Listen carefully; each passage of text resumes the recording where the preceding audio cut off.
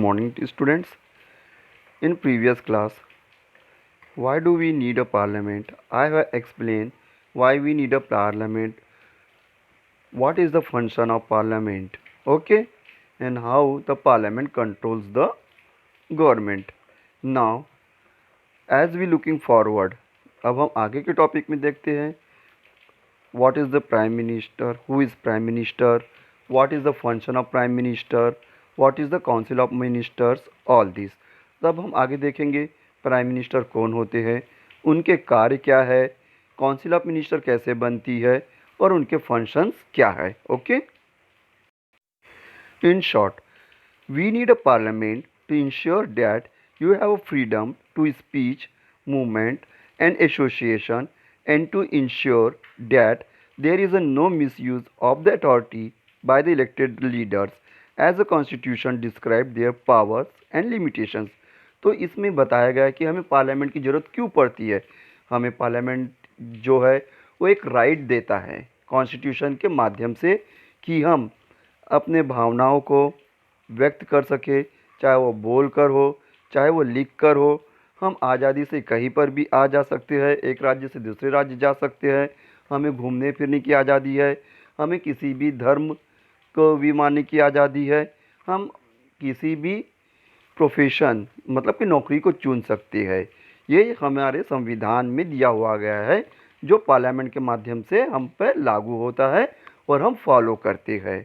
अब इनके अलावा पार्लियामेंट जो है उनका काम है कि हमारे द्वारा जो इलेक्टेड रिप्रेजेंटेटिव है, मतलब कि जो हम नेता चुनकर वोटिंग के समय पार्लियामेंट हाउस भेजते हैं, उन पे कंट्रोल करना. क्यों? क्योंकि जिस पार्टी के सबसे ज़्यादा सदस्य जीत के आते हैं वो गवर्नमेंट बनाते, सरकार बनाती है, तो रूलिंग पार्टी कहलाती है. तो पार्लियामेंट उनके कामकाज पे नज़र रखती है, उनको अपने पावर का मिसयूज़ करने से रोकती है. और अगर कोई भी गवर्नमेंट इस प्रकार के अपने पावर का मिसयूज़ करती है तो वो उसके पावर को लिमिटेड करती है. ठीक है, तो ये पार्लियामेंट का काम है. इस प्रकार से पार्लियामेंट जो है वो हमको एक प्रकार से आज़ादी देता है और साथ ही गवर्नमेंट के कामों में दखल अंदाजी कर उसे अपने पावर का मिसयूज़ करने से रोकती है. नाउ अब आगे हम पढ़ते हैं कि प्राइम मिनिस्टर उसके फंक्शंस के बारे में. Okay, now the prime minister is the head of the council of minister. तो एक प्रकार से जो हमारे जो प्राइम मिनिस्टर होते हैं, ठीक है, वो होते हैं head of the council of ministers. उनका क्या काम है कि अब देखिए प्राइम मिनिस्टर कैसे हो बनते हैं या कैसे चुने जाते. तो जैसे मैंने आपको बताया इलेक्शन के समय हमारे देश में हर 5 साल के बाद इलेक्शन होता है. तो जिस इलेक्शन के समय में हर पार्टी अपने अपने कैंडिडेट को इलेक्शन में खड़े कराती है और जिस पार्टी के मेंबर को, जैसे शिवसेना, बीजेपी, कांग्रेस, समाजवादी पार्टी है ना, फॉर द एग्जांपल, अब इनमें से जिस भी पार्टी के मेंबर सबसे ज़्यादा चुन के आते हैं, जैसे इस बार के लोकसभा के चुनाव में सबसे ज़्यादा पार्टी के मेंबर बीजेपी के जीते हैं, तो जो हमारे प्रेसिडेंट हैं वो बीजेपी को गवर्नमेंट बनाने के लिए इनवाइट किए. तो जितने भी जीते हुए रिप्रेजेंटेटिव्स है ऑल ओवर इंडिया से, चाहे वो हमारे छत्तीसगढ़ से हो, मध्य प्रदेश से हो, महाराष्ट्र से हो, केरल से हो, तमिलनाडु से, तो जितने भी बीजेपी के जीते हुए मेंबर हैं उन्होंने हमारे श्री माननीय नरेंद्र मोदी जी को प्राइम मिनिस्टर के लिए, या हम ये कह सकते हैं नेता के लिए, अपॉइंट किया प्राइम मिनिस्टर्स के लिए. तो जो हमारे प्रेसिडेंट हैं हमारे देश के, रामनाथ कोविंद, उन्होंने जो है नरेंद्र मोदी को हमारे देश का प्राइम मिनिस्टर नियुक्त किया. अब प्राइम मिनिस्टर के क्या काम है? प्राइम मिनिस्टर जो है एक जो काउंसिल ऑफ मिनिस्टर के हेड होते, उनका काम रहता है कि अपने अंडर में बहुत सारे मिनिस्टर्स को अपॉइंट करना, क्योंकि एक अकेला प्रधानमंत्री बहुत सारे जिम्मेदारियों का निर्वाह नहीं कर सकता. जैसे आपकी स्कूल में भाई अलग अलग सब्जेक्ट के लिए अलग अलग टीचर्स होते हैं, मैथ्स के लिए, साइंस के लिए, हिंदी के लिए, संस्कृत के लिए, है ना, अलग अलग टीचर्स होते हैं. तो उसी प्रकार अलग अलग डिपार्टमेंट के लिए अलग अलग मिनिस्टर जो है वो अपॉइंट करता है, उसका नाम सजेस्ट करता है को हमारे प्राइम मिनिस्टर. वो लिस्ट बनाते हैं कि कौन से मिनिस्टर्स को कौन सा डिपार्टमेंट दिया जाएगा. फिर वो लिस्ट जाती है किसके पास? वो लिस्ट जाती है हमारे प्रेसिडेंट के बाद. ठीक है, प्रेसिडेंट प्राइम मिनिस्टर के साथ एडवाइस करके, चर्चा करके, उसके ऊपर डिस्कशन करने के बाद वो उस पर सील और सिग्नेचर करके काउंसिल ऑफ मिनिस्टर का फॉर्मेशन करते हैं। अब ये काउंसिल ऑफ मिनिस्टर्स के भी बहुत से वर्क है जो मैं आपको आगे समझाऊंगा। ठीक, तो जो हमारे प्राइम मिनिस्टर्स है वो हेड होते हैं रूलिंग पार्टी के, गवर्नमेंट के, और एज वेल एज किसके, अपने काउंसिल ऑफ मिनिस्टर्स के। तो उनका काम है कि वो अपने अंडर में जितने भी मिनिस्टर्स हैं वो अपने पावर का सही तरीके से यूज़ करे, मिस यूज़ ना करे, अपनी जो उनको जिम्मेदारी दी गई है उसको सही तरीके से पूर्ण करे। अब आगे हम देखते हैं, मैंने आपको अभी तक कितना बता दिया कि जो प्राइम मिनिस्टर है वो काउंसिल ऑफ मिनिस्टर के हेड होते हैं और वही जो है काउंसिल ऑफ मिनिस्टर को फॉर्म करते हैं। अब हम आगे बात करते हैं काउंसिल ऑफ मिनिस्टर्स के, कि काउंसिल ऑफ मिनिस्टर्स के फॉर्मेशन के बाद उनकी क्या जिम्मेदारियां रहती है। तो अब council of minister appointed by the president on the advice of the PM. यहाँ पीएम का मतलब होता है प्राइम मिनिस्टर। तो देखिए, जैसे आपको पहले ही बताया गया है कि जब हमारे देश के प्रधानमंत्री चुने जाते हैं, रूलिंग पार्टी के नेता चुने जाते हैं, तो वो अपने अंडर में बहुत से मिनिस्टर्स को अपॉइंट करते हैं विद डिपार्टमेंट के साथ। तो ये लिस्ट भेजती है वे प्राइम मिनिस्टर के द्वारा प्रेसिडेंट के पास, और प्रेसिडेंट और प्राइम मिनिस्टर इस पे सिग्नेचर करके उसको अपने मिनिस्टर्स को अपॉइंट करती है। Only the member of the parliament can be became the minister. अब यहाँ पे है कि मिनिस्टर क्या हर कोई बन सकता है? नहीं, जो मेंबर ऑफ पार्लियामेंट होंगे या मेंबर ऑफ राज्यसभा। तो मैंने आपको पहली ही क्लास में बताया, जो हमारे पार्लियामेंट हाउस है उसे लोअर हाउस कहते हैं और राज्यसभा को अपर हाउस। तो जो कोई भी इन दोनों हाउस में से किसी एक का मेंबर होगा, चाहे वो लोकसभा का हो या राज्यसभा का, वही मिनिस्टर बन सकता है। ठीक है, जैसे अगर एग्जांपल के लिए बोलूँ तो हमारे जैसे पहले के जो फाइनेंस मिनिस्टर थे श्री अरुण जेटली जी, है ना, वो लोकसभा के मेंबर नहीं थे, फिर भी वो फाइनेंस मिनिस्टर बने। कैसे? क्योंकि वो राज्यसभा के मेंबर थे, इसलिए राज्यसभा के मेंबर होने के नाते वो फाइनेंस मिनिस्टर बने। Okay, if a non member is appointed as must be elected or nominated within the 6 month.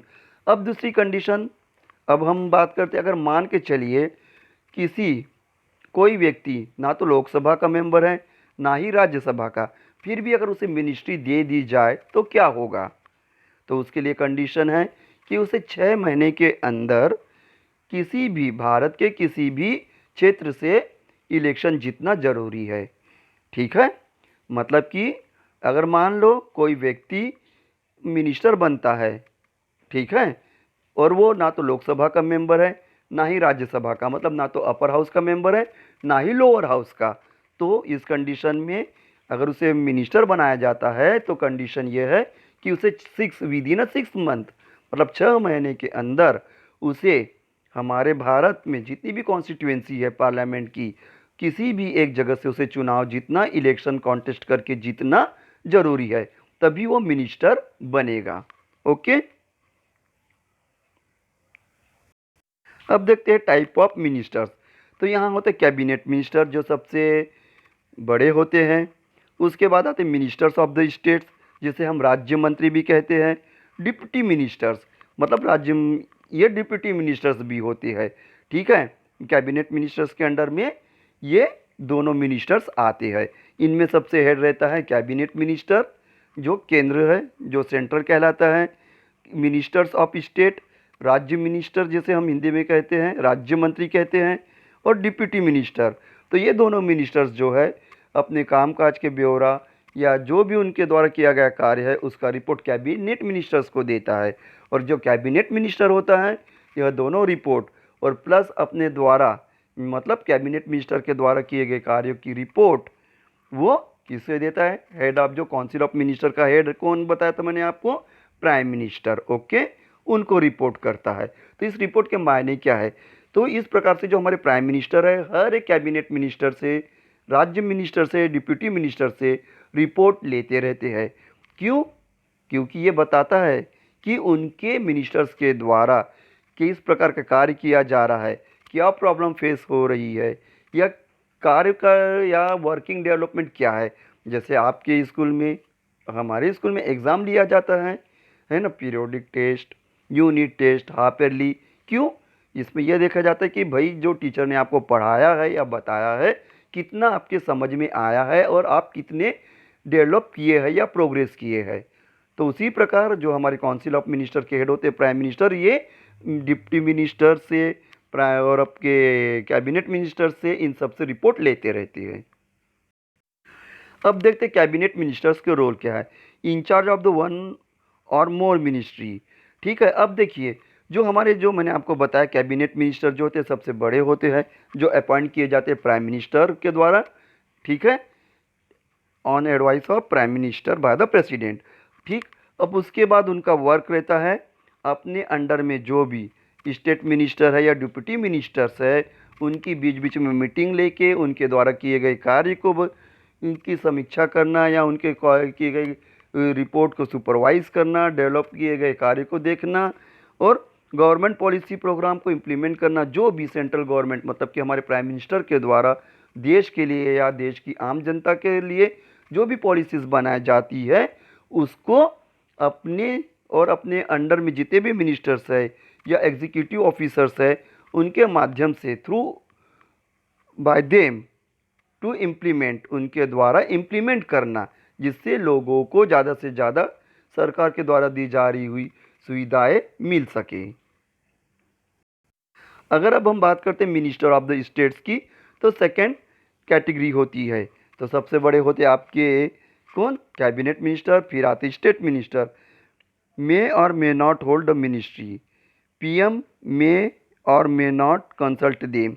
तो देखिए ये एक राज्य मंत्री होते तो डायरेक्टली पीएम इनसे कंसल्ट कर भी सकते और नहीं भी कर सकते, ये डिपेंड करता है हमारे देश के प्रधानमंत्री के ऊपर। इनको एक ऑफिस दिया भी जा सकता है और नहीं भी, तो दोनों सिचुएशन 50-50 की है क्योंकि हमारे यहाँ पहले से कैबिनेट मिनिस्टर्स होते हैं। ठीक है, not part of the cabinet meeting. और कभी भी जो हमारे देश में जब कैबिनेट मिनिस्टर्स की जैसे भैया मिनिस्टर्स की मीटिंग होती है कि देश के प्रोग्रेस रिपोर्ट जानने के लिए या उनके द्वारा किए गए कार्य के लिए, तो प्राइम मिनिस्टर और उसके अंडर में जितने भी काउंसिल ऑफ मिनिस्टर्स होते हैं कैबिनेट मिनिस्टर लेवल है ना, स्टेट मिनिस्ट्री और मैं डिप्टी मिनिस्टर की बात नहीं कर रहा हूँ, up to the only cabinet. तो ये जितने भी है इन सब की मीटिंग होती है। तो इस मीटिंग में आपके स्टेट मिनिस्टर और जो डिप्टी मिनिस्टर वो इन्वॉल्व नहीं होंगे। उनकी मीटिंग कौन लेगा? उनकी मीटिंग लेते हैं हमारे cabinet ministers. Okay, so in this way we see that how the parliament and the prime minister, council of ministers are accountable to the people। तो इस प्रकार हम देखते हैं इस चैप्टर में कि कैसे एक पार्लियामेंट हाउस, चाहे वो अपर हाउस हो चाहे लोअर हाउस हो, किस प्रकार अपनी जिम्मेदारियों का निर्वाह करते हुए हमारे देश के लिए या देश के लोगों के लिए एक पॉलिसी लेके आते जिससे सभी का बराबर प्रोग्रेस हो। तो इसके लिए खाली पार्लियामेंट ही नहीं, हमारी जो गवर्नमेंट है, रूलिंग पार्टी जो है वो भी बराबर इनमें जिम्मेदारी से अपने कार्य को पूर्ण करती है। Okay, so this chapter is completed.